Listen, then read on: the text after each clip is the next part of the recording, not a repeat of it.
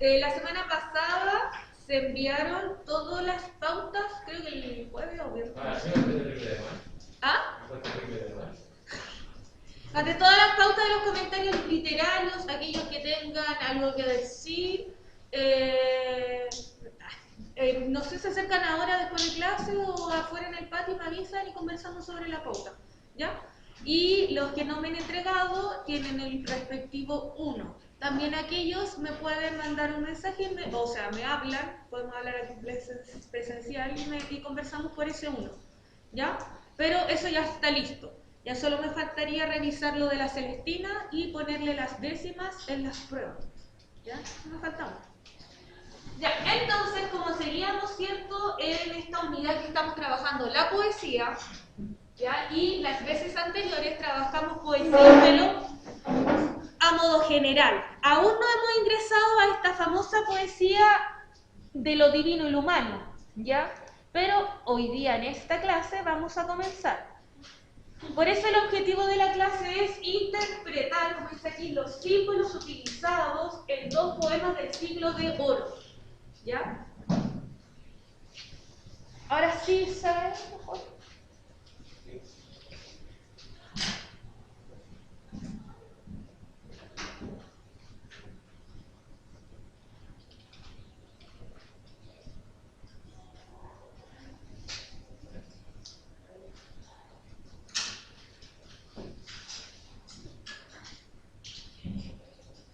Igual a todos en sus pautas les puse así un testamento de sus calificaciones. Las rúbricas pues, de las pautas del comentario literario las enviaron a todos.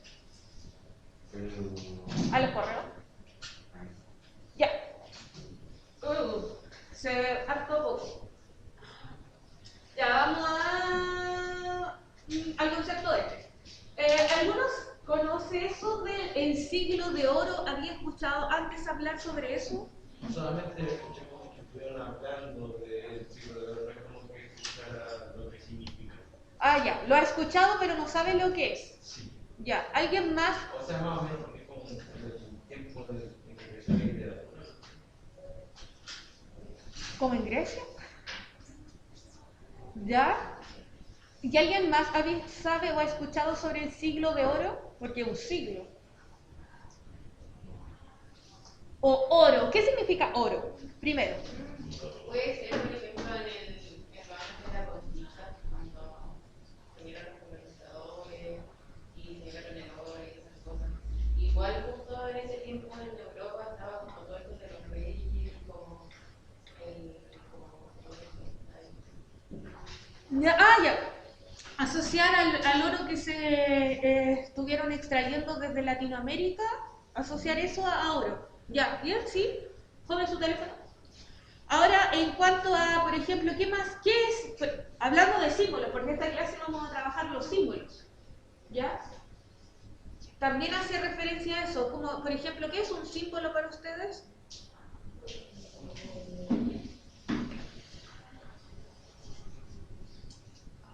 ¿Qué es un símbolo? Como algo que destaca. ¿Ya algo que destaca? Por ejemplo,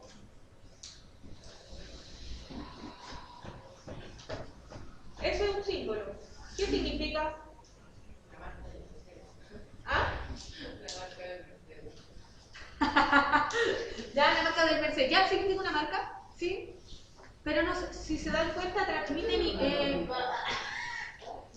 ideas. Los símbolos nos transmiten ideas, ¿ya? También, yo como una paloma blanca, ¿qué significa? Paz. Paz, ¿cierto? Ese es un símbolo, ¿ya? Ahora, lo mismo, si estamos hablando que a veces hay conceptos que significan algo, ¿qué significa el oro? ¿A qué se le atribuirá el oro? Como a la riqueza, ¿cierto? O sea, por algo la gente que es como media, los cantantes de reggaetón, por ejemplo, andan llenos de cadenas de oro blanco, dorado, brillante. ¿Qué es eso? También como que representa un estatus, como dentro de la sociedad. Exacto, ¿cierto? Significa un estatus, significa riqueza, significa lujo, ¿ya? No cualquiera anda con cosas de oro, por ejemplo, ¿ya? Y como dice acá, ¿ustedes creen que a veces los símbolos se modifican con el tiempo? Si en algún momento, por el ejemplo, el oro era riqueza, en algún momento significará otra cosa. ¿Se pueden modificar? No. ¿No, dice? Sí. Por ejemplo, eso de la esvástica nazi. Antes la esvástica nazi no era nazi, era otra esvástica. Que tiene, cuando no tiene las patitas de ese lado, sino que las tiene hacia adentro. Y pertenece ese símbolo a una religión y tiene que ver con la paz. No con los otros que nosotros vemos una esvástica y para nosotros significa muerte. Ya, aquí nos alcanzan a apreciar las fotos, pero vamos a ir investigando sobre este siglo de oro. Yo recuerdo una imagen de Ya, dice los símbolos. Un ejemplo en una obra literaria es un elemento que evoca o designa otra realidad, ¿ya? Sugerida o representada por él. Por ejemplo, el espejo simboliza el lado no visible, oculto del ser humano, lo que no se refleja a simple vista. Es la dimensión profunda relacionada con la identidad, el lado oscuro, la vanidad, entre otras posibilidades. Eso es lo que vamos en realidad a ver, que es muy importante, que hay muchos símbolos en la poesía, ¿ya? Entonces, por ejemplo, como dice acá, a veces uno ve habla, por ejemplo, de un espejo en una poesía, y como dice acá, puede significar, por ejemplo, como un alter ego, como otra persona, como el lado que yo oculto, como la vanidad también, o significa, por ejemplo, un problema de identidad, ¿ya? Como ves, la palabra o expresión que se usa como símbolo no remite a su significado habitual, ¿ya? Sino que adquiere otro que permanece oculto y que debe ser interpretado. Para ello, el lector debe relacionar los elementos al interior del texto e integrar también referentes y extratextuales vinculados con su conocimiento del mundo, del contexto en el que se produjo la obra o la biografía del autor. También hay símbolos propios de una época o de una cultura, como las sirenas, que en la antigua Grecia representaban la perdición de los marineros, o la seducción mortal. En las obras literarias pueden aparecer estos símbolos que tienen un fuerte arraigo cultural, u otros que son característicos en un autor, que se presenta en un texto determinado y cobran particular sentido en esta obra. ¿Ya? Entonces, eso tiene que ver, a eso vamos con los símbolos, ¿ya? Entonces, para ustedes, ¿qué significan a partir de esto que yo les acabo de leer un símbolo? ¿Qué es un símbolo? También podría ser para advertir de cosas. ¿Cómo? También podría ser para advertir de cosas. Para advertir, ¿ya? Ya también los símbolos dicen que sirven como para advertir. Ya, ¿y qué es? Continuamos con eso. ¿Qué es un símbolo entonces ahora que definimos con sus palabras? ¿Qué es un símbolo?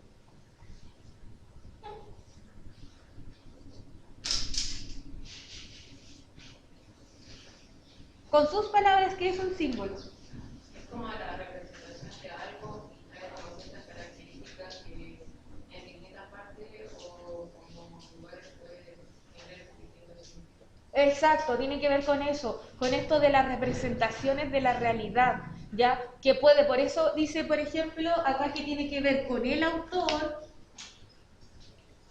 como dice, representa el autor y representa también el contexto, ¿ya? Donde se produjo la obra, ¿ya? Y por eso tenemos esos símbolos. No sé si ustedes han visto, ¿nunca han visto la película Bastardo sin Gloria? No. Ah, tienen que verla. Sí, pues tienen que verla, ¿no la han visto? Ya, por ejemplo, en esa... No, pero dice que roban pinturas. ¿Cómo? Que roban pinturas. Sí, pero por ejemplo en esa película hay un nazi que invita muy incipientemente a una niña a comerse un strudel. ¡Su teléfono! Está leyendo Un el postre. mandado. Ya, un postre. Y le dice, pero come. Y uno queda solamente en la atención que nos muestra, por ejemplo, eso, pero tiene más allá, porque, por ejemplo, el strudel está hecho de grasa animal y él sabe que los judíos no consumen esa grasa. Por eso es como una prueba oculta. Ya son símbolos que uno tiene que tener un poco de mayor información para comprender. Yo no sabía eso. Ya, entonces, eso tiene que ver con eso. Por ejemplo, ahora la que está en boga, la del juego del calamar. También tenemos símbolos, hay que entender también que se representa, por ejemplo, el problema que está en Corea, ¿cierto? En Corea del Norte y Sur. No solo, o sea, también representa como otras cosas, como lo que es la sociedad capitalista. Exacto. Y es como, por ejemplo, uno, o sea, el sistema no es la competencia, sino el que está al lado tuyo, como que enfatiza en el individualismo. También, entonces todo y tiene que ver con la época también, de que uno tiene que entender, por ejemplo, ya que está en tal país, porque uno puede hacer a modo global, ¿cierto? Y hablar sobre, por ejemplo, eso de que, claro, esta sociedad ahora es demasiado individualista, competitiva, etcétera, la maldad del ser humano, ¿ya? Hasta la podríamos pensar que es casi distópica, pero en realidad puede ser real, ¿cierto? Y ahí vamos pensando en eso y después vamos involucrándonos en el contexto y podemos sacar más pistas de eso, ¿ya? Por eso tenemos los símbolos, es necesario interpretar. Ya, y ahí teníamos algunos ejemplos que aquí sale el fuego, ¿qué significa? El fuego, ¿qué significa? ¿Los animales ven fuego y van a bailar al lado del fuego? No, ¿qué significa el fuego? Peligro. Hay que correr el fuego. Aquí teníamos la paloma, ¿cierto? Que para nosotros significa la paz. La paloma de la paz. Exacto. Ya. Y vamos a ver, por ejemplo, acá, no sé si se logra alcanzar a ver, pero aquí hay una calavera, ¿ya? Y aquí hay un arroz. Y esta pintura se llama Vanitas con calavera, libro y rosa. ¿Ya? Según esto, ¿qué simbolizan estos objetos? ¿Qué podría significar una rosa, por ejemplo, y una calavera? Amor y la muerte. ¿Ya? El amor y la muerte. ¿Ya? Para nosotros en la actualidad las rosas significan amor. Para esta época tenían otros significados también las rosas. ¿Ya? También, no sé, el color. Si la rosa es blanca, ¿qué puede significar? Paz. Siempre lo blanco es paz. ¿Qué más puede significar lo blanco? La pureza también. Limpio. La virtud. La virginidad. Todo lo rojo, ¿qué significa? Sangre. ¿Ya? ¿Qué más? Amor, pasión, lujuria. A veces también mucho en la poesía del siglo de oro, cuando hablan de rosas, también tiene que ver con hablar del pene. También es símbolo de eso. Ya, una rosa es igual a eso. Por eso tienen que leerlo bien y darse cuenta del contexto. La rosa a veces es un pene. En la poesía medieval y en la poesía del siglo de oro. Pene. Dígaselo al oído. Dígaselo al oído al Agustín.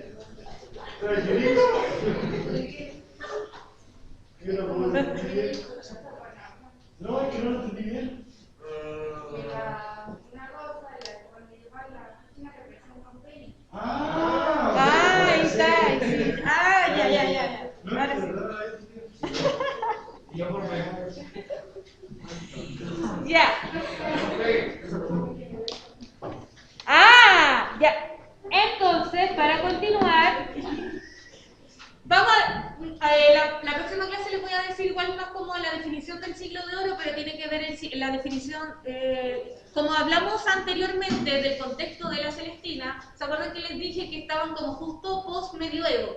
Y yo les dije que la época medieval, ¿cierto?, era oscura, ¿cierto?, sucia, había muerte por doquier, muerte por infecciones, peste negra, peste bubónica, si uno no se moría de alguna peste, de alguna enfermedad, se moría en alguna guerra o se moría por las cruzadas. La cosa es que uno no vivía mucho. Entonces, no había mucho interés por trabajar, ¿cierto?, todo lo que tenga que ver con las artes. Y no había mucho, no se escribió, ni pintó, no hubo mucha escultura, no hubo mucho de eso. Grandes iglesias, sí. Por ejemplo, la Notre Dame. Y aparte, porque en la Edad Media solamente los que pertenecían a la iglesia podían como recrear. Exacto. Porque el arte tenía esto solamente tenía que ver con lo educativo, de educar al pueblo, más que sea solamente una expresión de, oh, qué bonito. ¿Ya? Por el placer de observar una obra de arte. No, sino que tenía que ver solamente con lo educativo. Pero ahora, después de esa época, de que se va la Edad Media, y como yo les dije, en España como que renacimiento nunca hubo, por las barreras geográficas y también de la iglesia, pero sí hubo esto que se le llama el siglo de oro. Y ahí viene España con su siglo de oro. Un siglo que está lleno entonces de arte. Ya se empieza a escribir mucha poesía, se empieza a escribir mucha literatura. En este tiempo se escribe hasta por el Quijote de la Mancha, ya en este llamado siglo de oro. Por eso se le llama así. Ya también tiene que ver mucho, como decía su compañera, con tener mucho dinero, ¿cierto? Tener mucho oro, porque también justo cabe recalcar que viene post 1400, creo que era 1492, ¿cuándo fue el descubrimiento? ¿Sí? ¿Descubrimiento de América? Ya, en 1492, donde España, ¿cierto?, descubre América y también vienen estos barcos llenos de oro, entonces había mucha opulencia. Había oro, había arte, había dinero, opulencia, de todo. ¿Ya? Todo. Por eso se hace este símil del siglo de oro. Y para eso vamos a analizar, ¿cierto?, un poquito, ahora vamos a indicar en el siglo de oro y vamos a leer un poema de esta época, que se llama Soneto 23, de Garcilaso de la Vega, un español de tomo y lomo del siglo de oro. Ya, y como decía usted, vamos a hacer el paso a paso. Primero vamos a identificar, ¿cierto?, qué me pregunta la pregunta, ubicar el objeto lírico, marcar las expresiones que describen este objeto lírico para después realizar una interpretación de esta figura literaria, de este símbolo. ¿Ahora sí? Sí. No puedo. Ya. Y dice así el soneto: en tanto que de rosa y azucena se muestra la color en vuestro gesto, y que vuestro mirar ardiente y honesto enciende el corazón y lo refrena.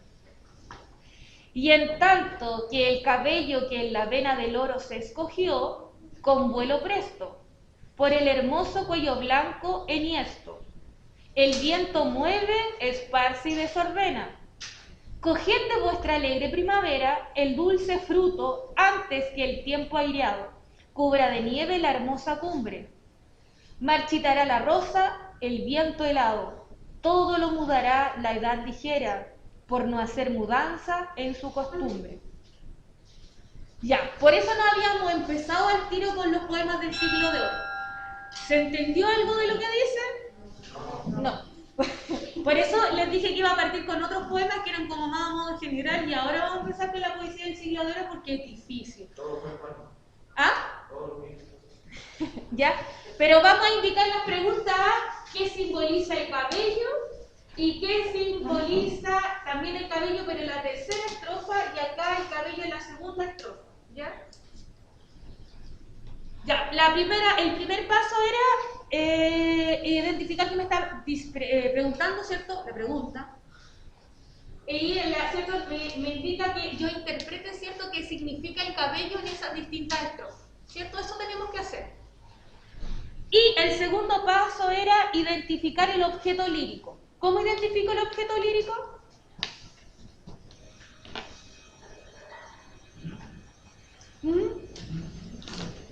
Ya, primero el hablante. ¿Cómo se identifica el hablante lírico? ¿Quién es el hablante? Vamos, que esto es mecánico. ¿Quién es el hablante lírico?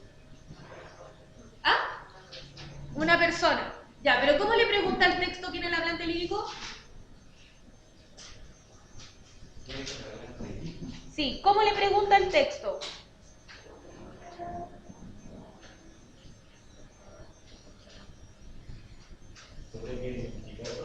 ¿Se acuerda que le dije hablante lírico y le puse una pregunta al lado? Objeto lírico una pregunta y el motivo lírico una pregunta.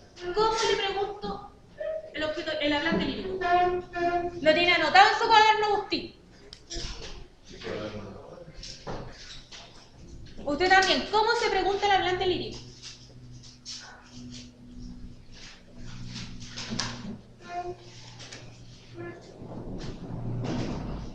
Capítulo 3, versículo 2. Ya vamos.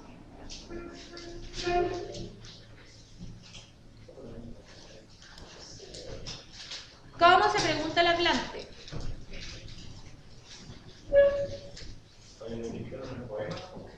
¿Ah?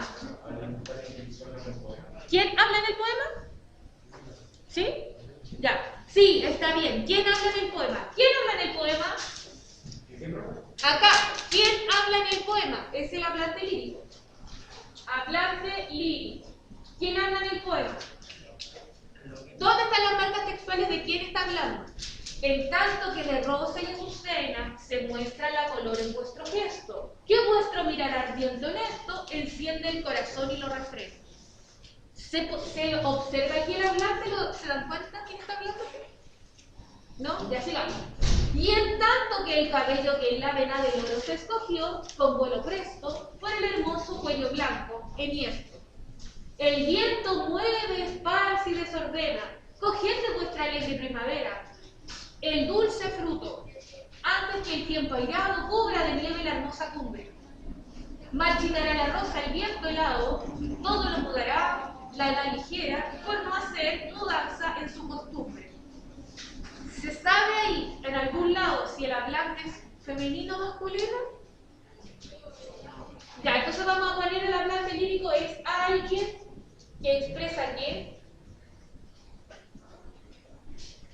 ¿Qué está expresando? Para encima, estos poemas ni siquiera tienen nombre, porque es un soneto 23. Entonces ni siquiera tienen la pista del título. ¿De qué está expresando? O lo voy a dejar así mientras lo vamos a analizar. ¿Ah? ¿Está expresando lo que siente? Sí, pero respecto a qué? Amargura, tristeza, amor, desolación, ¿qué expresa? ¿Ah? ¿Pasión? Ya, vamos a dejarlo hasta ahí. Le puse punto suspensivo para completarla. ¿Ya? Objeto lírico. ¿De qué se habla en el poema? ¿De qué se habla en el poema? Sí, ¿de qué se habla en el poema? Ya, a ver, dice, en tanto que de rosa y azucena, ya imagínense, una rosa y una azucena, ya dos flores, se muestra la calor, se muestra la color en vuestros gestos. Dígame. Habla como de que pasa de la primavera como el otoño, porque habla de como de color, al que viene el otoño, como dice que las flores. Bien, por ahí, pero fue un poquito más, pero es eso. Ya, vamos. ¿Qué dice, cierto, de rosa a azucena? ¿Quién sabe qué es una azucena? ¿Cómo será la azucena? No sé. Ya, pero está haciendo una comparación entre ambas flores. Podemos decir que en tanto que la rosa, por ejemplo, una rosa roja, imagínense una rosa roja, y una azucena que debe ser otra flor, pero en blanco. Estamos haciendo como una comparación entre flores. Se muestra la color de vuestro gesto, cómo uno se mueve, cómo uno se expresa. ¿Por qué alguien podría ser blanco y por qué alguien podría ser rojo o rosado? Y que vuestro mirar ardiente, honesto, encienda el corazón y lo refrena. Se fija que está hablando de alguien que está diciendo que alguien tiene una mirada a veces ardiente, pero a veces también es una mirada honesta. Y se enciende el corazón, ¿cierto? Como las pasiones no siempre tienen que ver con lo carnal, sino que a veces también son pasiones de que algo me gusta y eso enciende mi pasión. Y lo refrena, me gusta algo pero no. Después dice, y en tanto que el cabello, que la vena del oro se escogió, ¿cuál será un cabello de oro? Un cabello rubio, con vuelo presto por el hermoso cuello blanco. Aquí, ¿cierto? Un cuello blanco. El que el viento mueve y esparce y desordena. Coged de vuestra alegre primavera cuando es... Ya, aquí, hasta aquí, ustedes se imaginan a una persona, un animal, una cosa. A una persona, está describiendo a una persona, ¿cierto? Y le está diciendo que a veces está coloradita, a veces está más blanquita, que tiene una ardiente mirada a veces, pero a veces se refrena, ¿ya? Y le dice, coged de vuestra alegre primavera. ¿Cuándo no está en esta radiante primavera? ¿Cuándo qué? ¿Cuándo uno está en la primavera? La primavera es de tu época. Empiezan a aplicar, ¿no? Pero acuérdese que esta primavera se refiere a alguien que está hablando de aquí. Estamos hablando de una persona. ¿Cuándo una persona está en la primavera?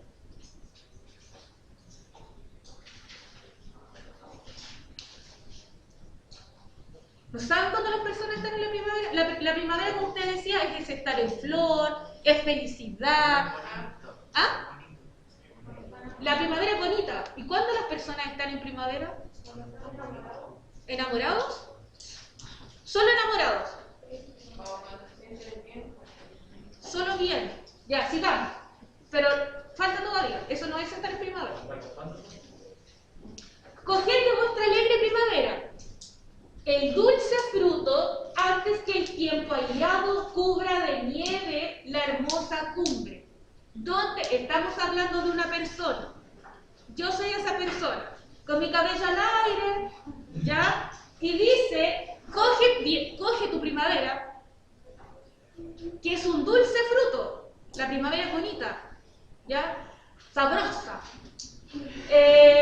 Antes que el tiempo aireado, ¿cierto? Que pase el tiempo y cubra de nieve tu hermosa cumbre. ¿Cuál es mi cumbre? Ah, entendí. Habla sobre la juventud y como después que viene la cumbre y como la nieve, acá, Ah, ahí está, pues yo sé. Profe, ella sabe, pero nosotros no. Pero se dio cuenta que estamos hablando de una persona y la cumbre es mi cabeza y cuando se cubra de nieve tiene que ver con las canas. Por eso dice, vive la juventud, vive tu primavera. La primavera es un símil de la juventud. Por eso dice, pasa ligera la maldita primavera. La juventud es, y recuerden que hablamos de este tiempo, es vive la vida, disfruta el momento, disfruta tu juventud que pronto vas a envejecer. ¿Ya? Y dice, marchitará la rosa, el viento y agua. Todo lo mudará a la edad ligera, para no hacer mudanza en su costumbre. Ya, ahora sí entendieron el poema. ¿Cuál es el objeto lírico de qué se habla en el poema? Así que aproveche la juventud. Ya, pero eso tiene que ver con el motivo lírico, de qué se trata. Aquí es, ¿cuál es la fuente de inspiración? ¿Una mujer? Ya, sí, tiene que ver con una mujer, ¿cierto? Porque habla de cabello largo y en ese tiempo el hombre no andaba con el cabello largo, así que por eso es mujer, ¿ya? Ella es mi fuente de inspiración. Y el motivo lírico tiene que ver, ¿cierto?, con esto de disfrutar la vida, eso. Pero no sale como que es femenina. No, pero Por eso dijimos contexto, pistas, interpretación. Ahora, entonces, ¿qué simboliza el cabello en la segunda estrofa? Cabello. Y en tanto que el cabello que en la vena del oro se escogió, ¿qué significa el cabello?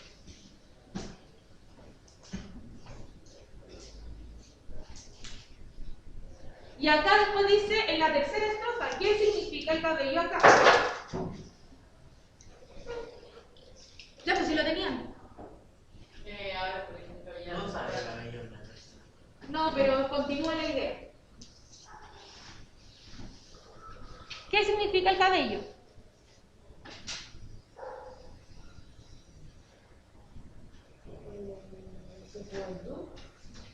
Ya, aquí siento la juventud y después acá. Ya, vamos aquí. Y en tanto, cierto que dicen tanto que el cabello que en la vena del oro se escogió con vuestro presto. Entonces, en esta estrofa el cabello simboliza la juventud, como ustedes decían. en estos versos hace referencia al pelo rubio, y en tanto que el cabello que es la vena del oro se escogió compuesto presto. Y luego tenemos, ¿cierto?, la última que era, antes que el tiempo aireado cubra de nieve la hermosa cumbre, porque aquí está hablando de nuevo del cabello, ¿cierto? ¿Qué significa eso? La vejez, ¿cierto? En estos versos hace referencia al pelo canoso y al cabello blanco, ¿ya? Ahora, ustedes van a tener que, de tarea para la casa, leer estos pequeños cortos poemas, que uno que se llama Vana Rosa y la otra se llama A unas flores, y van a tener que identificar qué significa Vana Rosa acá y qué significa A unas flores en este poema de acá. Y eso es toda la tarea que tienen que hacer. Recuerden la importancia de identificar el hablante y el objeto. Por supuesto que sí, pues. ¿De verdad? Todas las tareas son con décimas, pues. Y aprovecha de hacer estas porque son cortas. Son poemas cortitos. Al llegar a la casa. Hace eso, me lo manda el Classroom y tiene sus décimas para la prueba. Porque si lo notó, los poemas son bien difíciles. Sí. Pero fue como, cuando se dieron cuenta, ¡guau! Imagínense que estamos Solo en una prueba. Solo contra el mundo. quedan 2 minutos.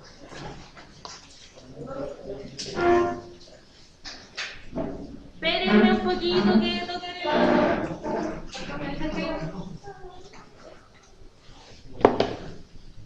Pero que